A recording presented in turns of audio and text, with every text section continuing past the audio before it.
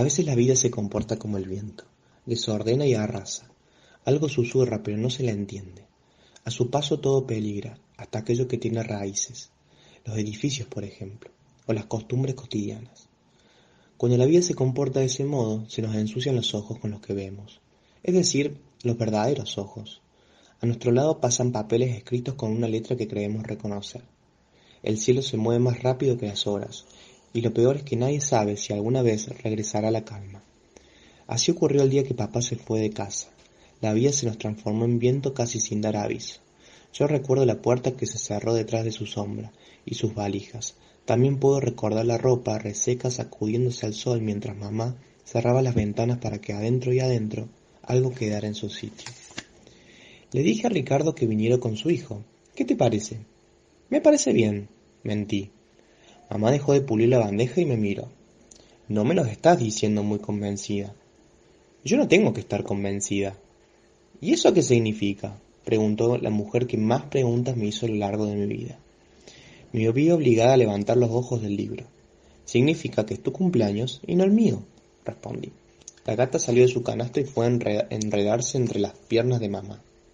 Que mamá tuviera un novio era casi insoportable, pero que ese novio tuviera un hijo era una verdadera amenaza.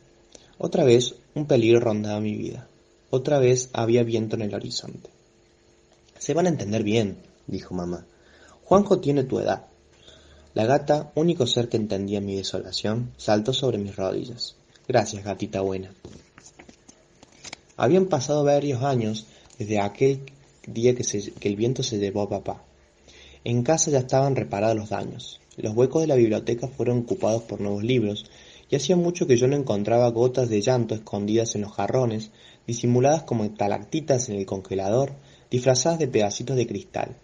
Se me acaba de romper una copa, inventaba mamá, que, con tal de ocultar su tristeza, era capaz de esas y otras asombrosas hechicerías. Ya no había huellas de viento ni de llantos, y justo cuando empezábamos a reírnos con ganas y a pasear juntas en bicicleta, apareció un tal Ricardo y todo volvía a peligrar. Mamá sacó las cocadas del horno. Antes del viento, ella las hacía cada domingo.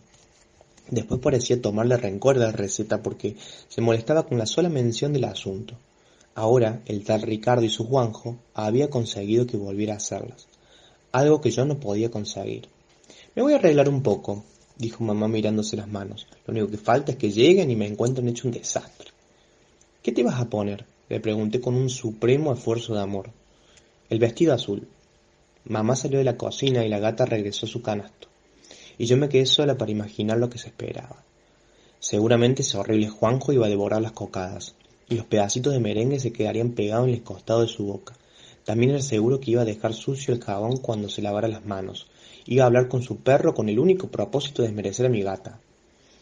Puedo verlo transitando por mi casa con los cordones desatados de las zapatillas, tratando de anticipar la manera de quedarse con mi dormitorio.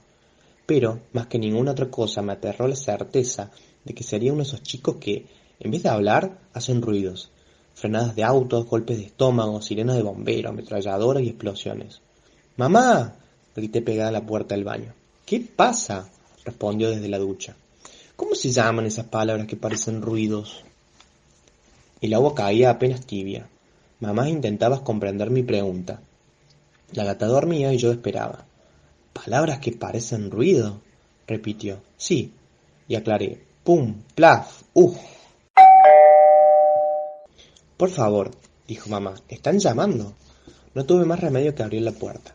Hola, dijeron las rosas que traía Ricardo. Hola, dijo Ricardo asomado detrás de las rosas.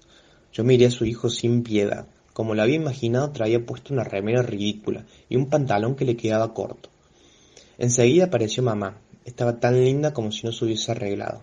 Así le pasaba a ella, y el azul le quedaba muy bien con sus cejas espesas. ¿Podrían ir a escuchar música a tu habitación?, sugirió la mujer que cumplía años, desesperada por la falta de aire. Y es que yo me lo había tragado todo para matar por asfixia a los invitados. Cumplí sin quejarme. El horrible chico me siguió en silencio. Me senté en una cama. Él se sentó en la otra. Sin dudas, ya estaría decidiendo que el dormitorio pronto sería su propiedad, y que yo dormiría en el canasto junto a la gata. No puse música porque no tenía nada que festejar. Aquel era un día triste para mí.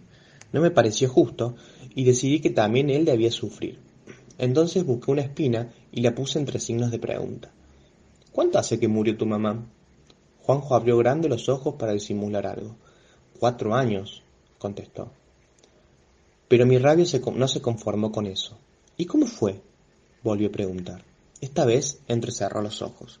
Yo esperaba oír cualquier respuesta, menos la que llegó de su voz cortada. Fue como un viento, dijo.